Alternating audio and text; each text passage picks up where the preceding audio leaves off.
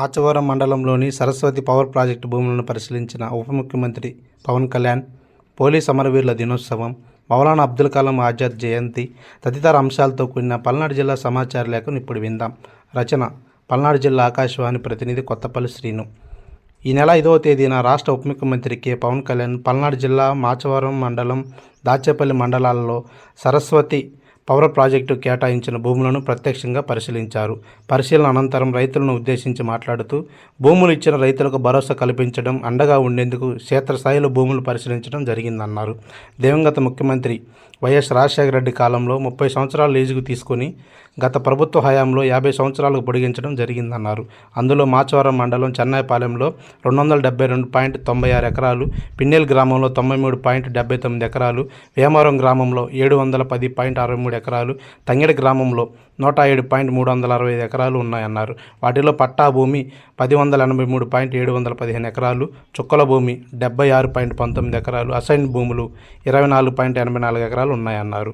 Project నిర్మాణానికి పర్యావరణ అనుమతి లేదన్నారు. పరిశ్రమ అవసరాలకై 196 కోట్ల లీటర్ల నీటిని తీసుకోవడం జరిగిందని, దాంతో సుమారు 700 ఎకరాల భూమి సాగుకు సరిపోతుందన్నారు. ఈ ప్రాజెక్టు కింద 400 ఎకరాల అటవీ భూమి ఉందన్నారు. రైతులను బెదిరించి భూములు తీసుకున్నారని, రైతులపై ఎవరైనా రౌడీజం చేసినట్లయితే వారిపై తీవ్ర చర్యలు తీసుకొని రైతులలో ఆత్మస్థైర్యం నింపేలా చర్యలు తీసుకోవాలని జిల్లా ఎస్పీని ఉప ముఖ్యమంత్రి ఆదేశించారు. సమాజ హితం కోసం ప్రాణత్యాగం చేసిన పోలీస్ మహావీరులను స్మరించుకోవడం గర్వకారణమని జిల్లా పాలనాధికారి పి అరుణ్బాబు అన్నారు.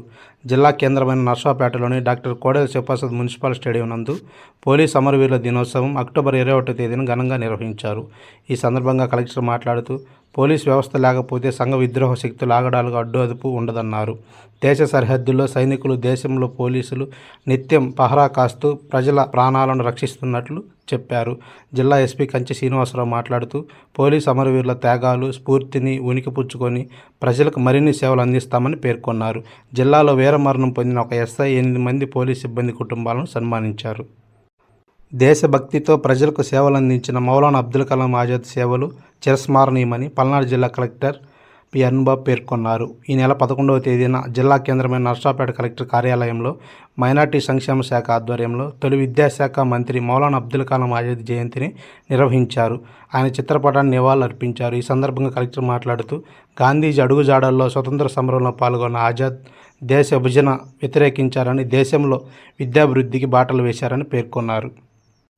పల్నాడు జిల్లా సత్తెనపల్లిలో పౌర సరఫరాల శాఖ మంత్రి నాదెండ్ల మనోహర్ ఈ నెల 7వ తేదీన రాత్రి 8 గంటల సమయంలో పలు రేషన్ మిల్లులపై ఆకస్మిక తనిఖీ చేశారు. ఈ సందర్భంగా పట్టణంలో 5 బృందాలతో పలు రేషన్ మిల్లుల్లో తనిఖీలు చేసి భారీగా పీడిఎస్ రైస్ పట్టుకున్నారు. పేద ప్రజలకు చేరాల్సిన పీడిఎస్ రైస్ను ఇలా వ్యాపారాలకు ఉపయోగించుకుంటున్నారని మిల్లుల యాజమానులపై మంత్రి ఆగ్రహం వ్యక్తం చేశారు. ఇలాంటి వ్యాపారాలు చేస్తే ఎంతటి వారినైనా చట్టం శిక్షిస్తుందని మంత్రి అన్నారు. ఈ సందర్భంగా రైస్ మిల్లు సీజ్ చేయాలని అధికారులకు ఆదేశాలు జారీ చేశారు. ప్రముఖ పుణ్యక్షేత్రమైన కోటప్పకొండ త్రికోటేశ్వర స్వామిని మధ్యప్రదేశ్ హైకోర్టు న్యాయమూర్తి జస్టిస్ దుప్పల వెంకటరమణ కుటుంబ సమేతంగా అక్టోబర్ 29న దర్శించుకున్నారు. ఈ సందర్భంగా స్వామికి ప్రత్యేక పూజలు చేశారు. అనంతరం ఆలయ పరిసరాలు చూసి కోటప్పకొండ చరిత్ర గురించి అర్చకులను అడిగి తెలుసుకున్నారు. దాచేపల్లిలో డయేరియా వల్ల 2 వ్యక్తులు చనిపోయిన నేపథ్యంలో రాష్ట్ర వైద్య ఆరోగ్య శాఖ మంత్రి సత్యకుమార్ యాదవ్ అక్టోబర్ 20వ తేదీన ఆ ప్రాంతంలో పర్యటించారు. దాచేపల్లి మున్సిపాలిటీ అంజనాపురం కాలనీలో విస్తృతంగా పర్యటించిన అనంతరం సత్యకుమార్ యాదవ్ మాట్లాడుతూ, ఆ ప్రాంతంలో భూగర్భ జలాలు కలుషితం కావటం, అదే సమయంలో బోర్లలో ఫిల్టర్ లేకపోవడం వల్ల 15 మందికి డయేరియా సోకిందని పేర్కొన్నారు. ఇతర అనారోగ్య కారణాల వల్ల 2 మృతి చెందారు తప్ప దానికి డయేరియా కారణం కాదని మంత్రి స్పష్టం చేశారు. మరిన్ని వార్తా విశేషాలతో డిసెంబర్ సమాచార రేఖలో కలుసుకుందాం.